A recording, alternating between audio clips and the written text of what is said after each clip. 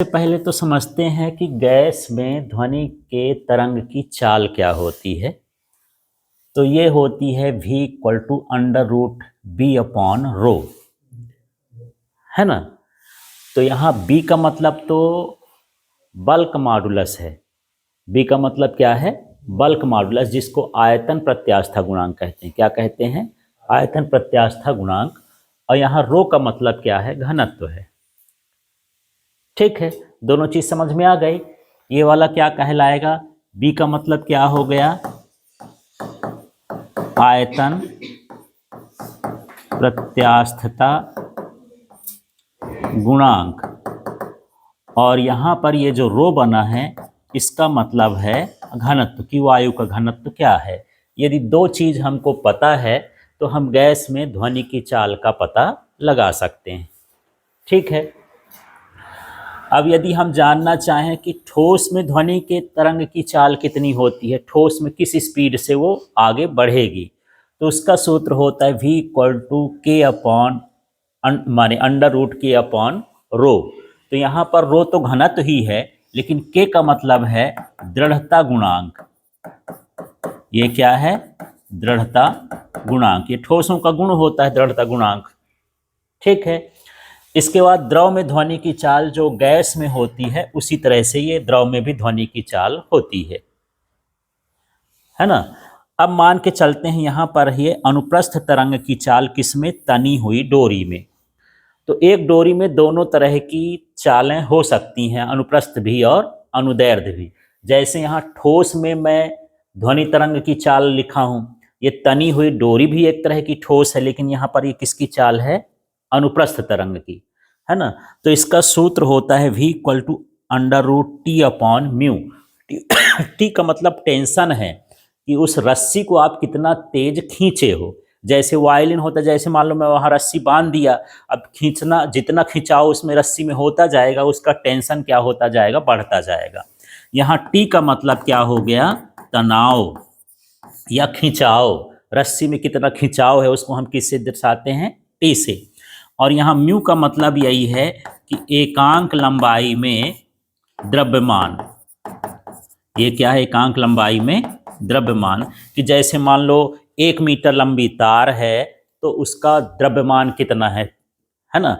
1 ग्राम है कि 2 ग्राम है कि 10 ग्राम है।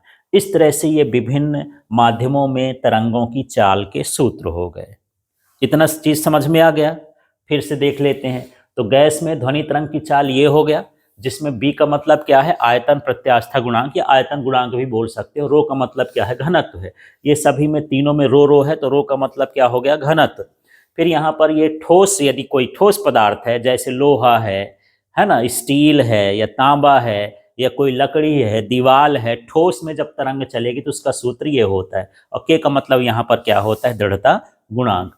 द्रव में और गैस में ध्वनि की चाल का सेम सूत्र ही है। माने ये तरल के लिए सूत्र हो गया। किसके लिए हो गया? तरल के लिए। और तनी हुई डोरी के लिए इस तरह का सूत्र होता है। तनी हुई डोरी का मतलब ये है, कुछ ऐसे वाद्य यंत्र होते हैं जैसे वायलिन है, सितार है, गिटार है, जिसमें तार लगी होती है, तो तार को जितना खींचेंगे साउंड उतना उसका चेंज हो जाता है ना। तो किस पर निर्भर करता है? इस पर निर्भर करता है कि उसकी चाल कितनी होगी। ठीक है, एक डोरी है, ढीली ढाली है, एक तार ले लो आप, तांबे की या किसी भी चीज की, ब्रास की, और ढीली है, आप उसको बजाओगे, साउंड निकलेगा क्या? नहीं निकलेगा। फिर उसको आप खींच लो, फिर थोड़ा सा बजाओ, अब साउंड निकलेगा, और खींच लो और साउंड निकलेगा। मतलब ये है कि जैसे जैसे टेंशन बढ़ता जाएगा उसके ध्वनि की चाल भी क्या होती जाती है? बढ़ती जाती है। इसलिए देखो, जब वायलिन वगैरह के तार वगैरह होते हैं तो उसको हम क्या करते हैं? खींचते हैं, है ना। आप ढोलक बजाते हो, ढोलक में पर्दा होता है तो उसको लोग बार बार क्या करते हैं? कसते हैं। क्यों कसते हैं? तनाव अधिक हो जाए। तनाव अधिक हो जाएगा तो उसकी चाल, ध्वनि उससे ज़्यादा निकलेगी, ज़्यादा तेज से भागेगी। ठीक, इतना क्लियर हुआ। अब हम दूसरे हिस्से में आते हैं कि गैस में ध्वनि की चाल पहले न्यूटन ने बताया था। जब हम न्यूटन के हिसाब से निकाले तो हमको चाल कितनी मिलती थी? 280 मीटर प्रति सेकंड। लेकिन जब हम नापते थे उसको तो हमको मिलती थी कितना? 320 मीटर प्रति सेकंड। माने न्यूटन ने जो बनाया था उसका कुछ सूत्र गड़बड़ था, इसलिए सही मान नहीं आ रहा था। जैसे आप कोई सवाल करो, है ना, आपसे पूछ दिया जाए कि गोले का क्षेत्रफल निकालो, अब गोले की क्षेत्रफल की जगह आप वृत्त के क्षेत्रफल का सूत्र लगा दोगे तो आंसर गलत होगा कि नहीं होगा। फिर बाद में सोचोगे यार देख ना, पड़ोसी को दे दिए, देख इसमें क्या गड़बड़ है ना। तो यार यहाँ तो गड़बड़ कर दी है, तुम तो इसका वृत्त के क्षेत्रफल का सूत्र लगा दी हो, लगाना किसका था, गोले का। बस यही है। तो यहाँ भी न्यूटन जो है सूत्र निकाला, फिर देखा यार इसका मामला गड़बड़ है, होना चाहिए 320, आता तुम्हारा कितना है 280। चलो कुछ ट्राई करते हैं, कुछ मामला और सोचते हैं। फिर ये लाप्लास सोचता है और बताता है कि नहीं, इस तरह से जब हम करेंगे तब इसका मान कैसा आएगा, सही आएगा। तो परीक्षा में क्वेश्चन आ जाता है कि गैस में ध्वनि के तरंगों के चाल का सूत्र लिखिए न्यूटन के अनुसार और लाप्लास के अनुसार इसके संशोधन को समझाइए। ठीक है, तो इसमें क्या है, देखो न्यूटन के अनुसार गैसों में ध्वनि तरंगों की एक चाल कैसा प्रक्रम है, समतापी प्रक्रम है। मतलब जब यहाँ से ध्वनि जाती है तो उसके ताप में परिवर्तन नहीं होता है, वायु के ताप में परिवर्तन नहीं होता है। ये किसका कहना था, न्यूटन का कहना था। तो जो ध्वनि तरंग की चाल है v equal to √b upon क्या होगी, रो होगी। ठीक है, तो समतापी प्रक्रम का सूत्र होता है PV बराबर नियत। एक बार हम ऊष्मागतिकी का चैप्टर पढ़ रहे थे तो उसमें समतापी प्रक्रम रुद्धोष् प्रक्रम में अंतर पढ़े थे, है ना। तो उसमें पढ़े थे कि समतापी प्रक्रम जो है ये बॉयल के नियम का पालन करता है, ये रुद्धोष् के नियम का पालन करता है। तो ये बॉयल का नियम है, समतापी प्रक्रम में PV बराबर क्या होता है, नियत होता है। ठीक है, अब यहाँ पर यदि हम इसमें परिवर्तन करें, डेल्टा का मतलब है कि इसमें हम क्या कर रहे हैं, परिवर्तन। जैसे यहाँ पर हवा शांत है, यदि मैं बोलना चालू करता हूँ तो उसके दाब और आयतन में क्या होगा, परिवर्तन, इसलिए यहाँ पर डेल्टा रखें। जैसे पानी शांत है तो बेचारा कुछ नहीं, अब उसमें पत्थर डाल दो तब वो पानी क्या हो जाएगा, हिलेगा डुलेगा। तो इसी तरह से PV इक्वल टू तो नियत होता है, लेकिन जैसे वह उसमें ध्वनि जाएगी तो उसमें परिवर्तन होने लगेगा। ठीक है, ऐसे जैसे आप शांत शांत बैठो, कोई ऐसे ऐसे करके गुदगुदाने लगे आपको तो आप हिलना डुलना चालू कर दोगे, बढ़िया शांत बैठे। तो ऐसे यहाँ पर जैसे ध्वनि जाती है तो वायु भी गुदगुदा जाती है, उसमें द्रव और आयतन का, ये दाब और आयतन में क्या होता है, परिवर्तन होता है। ठीक है, अब देखो ये सूत्र क्या है, ये एक तरह का अवकलन का सूत्र है। यहाँ पर मैं 0 लिख दिया हूँ, ये क्या लिखा है, नियत। जो मान निश्चित है क्या उसमें परिवर्तन हो सकता है, नहीं हो सकता, परिवर्तन नहीं होगा, इसलिए कि परिवर्तन का मान क्या लिख दिए हैं, 0 लिख दिए। समझ में आया, यहाँ क्या लिखा है, नियत। यदि हर चीज बदलोगे, और वो बोलता है कि मैं तो न बदलूंगा भाई, ऐसे रहूंगा, तो न बदलोगे तो तुम उसके बदलने का मान कितना हो गया, 0, कोई फर्क नहीं पड़ा उस पर, इसलिए उसमें 0 कर दिए। अब देखो इसमें कैसे लिखते हैं, थोड़ा ध्यान से समझना। एक बार इसमें हम P को कहाँ लिखेंगे, बाहर, और डेल्टा को किसके साथ लिख देंगे, डेल्टा भी, इस तरह से हो गए। प्लस अब हम किसको बाहर लिखेंगे, V को, तो डेल्टा किसके साथ रहेगा, P के साथ। इस तरह से ये इसका परिवर्तन का हो गया, है ना। ये जोड़ के अवकलन का नियम होता है ना। तो यहां पर क्या हो जाएगा, जब P बाहर रहेगा तो डेल्टा किसके साथ लगेगा, V के साथ। फिर प्लस एक बार किसको बाहर कर दोगे, V को, तो डेल्टा किसके साथ लगेगा, P के साथ। अब सोच रहे होगे कि पहले P को ही क्यों लिख दिया, V को भी लिख सकते थे। यदि V को यहाँ लिख देंगे तो डेल्टा P हो जाएगा, माने एक को बाहर और एक को अंदर करना है डेल्टा लगा करके।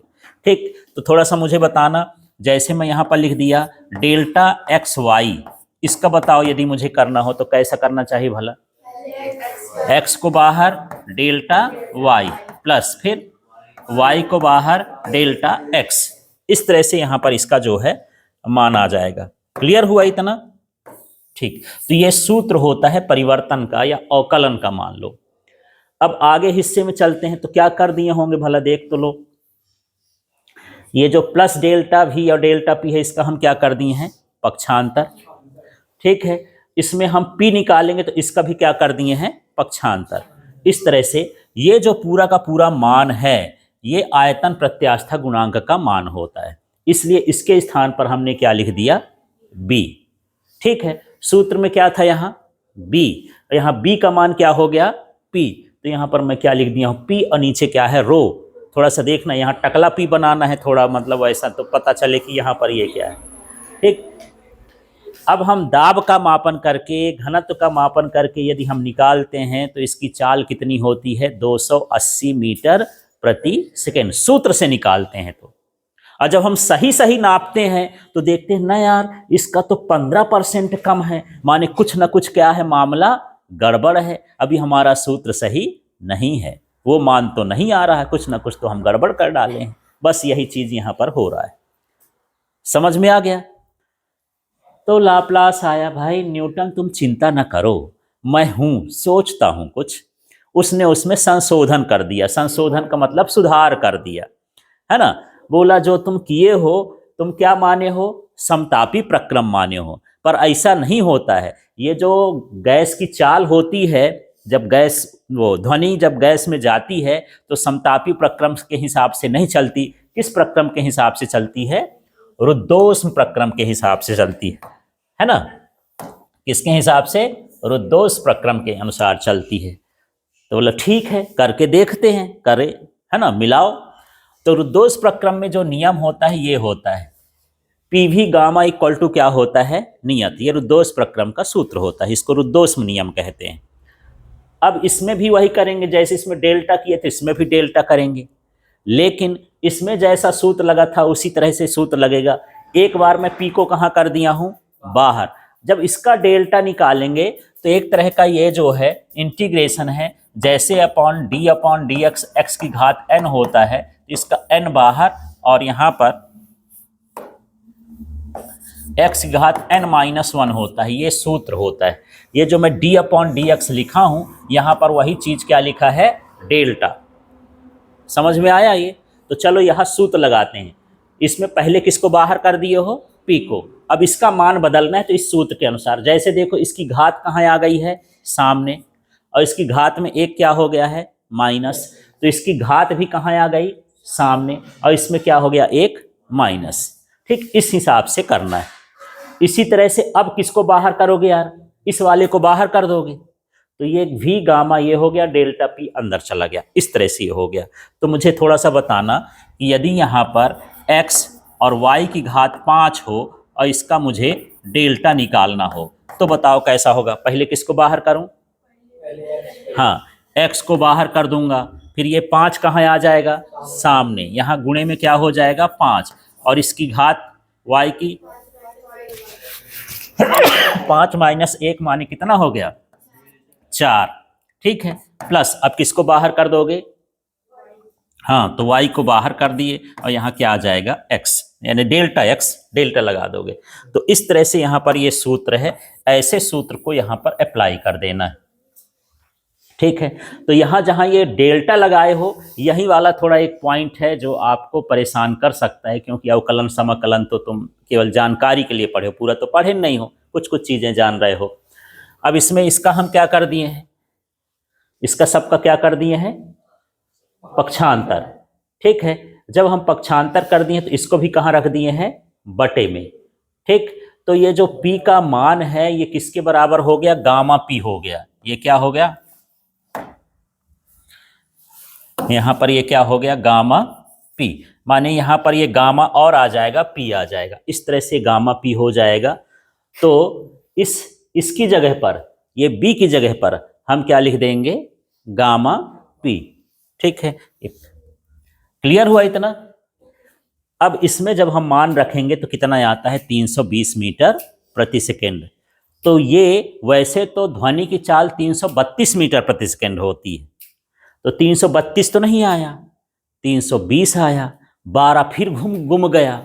तब हिसाब लगाए कि भैया जो ये हवा होती है ना, उसको रोकती है, प्रतिरोध उत्पन्न करती है, इसके कारण थोड़ा सा 12 में क्या हो गई है, कमी हो गई है। नहीं, ओरिजिनल में उसका मान 332 होता तो ये ज़्यादा निकट है, मतलब ये सूत्र क्या है, सही है। तो अब यदि परीक्षा में आ जाए कि जब ध्वनि की चाल गैस में होती है तो कैसे प्रक्रम के अनुसार होती है, कैसे प्रक्रम है, रुद्धोष्म प्रक्रम, इसका मान ये होता है।